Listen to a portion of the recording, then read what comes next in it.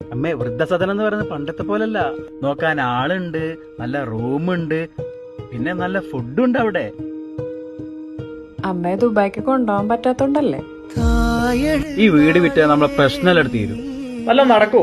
Airport auto ഉള്ള. ഒന്ന് wait ചെയ്യടോ. അവരാ നമ്മളെ വീട് വാങ്ങിയത്. താക്കോൽ അമ്മ തന്നെ കൊടുത്തേ.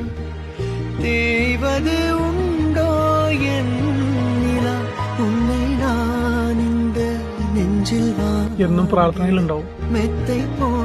ഒരമ്മ 10 വർഷം പ്രാർത്ഥിച്ചു ഒരു കുഞ്ഞിനു വേണ്ടി. അവസാനം ദൈവം ഒരു പൊന്നു മോനെ തന്നു.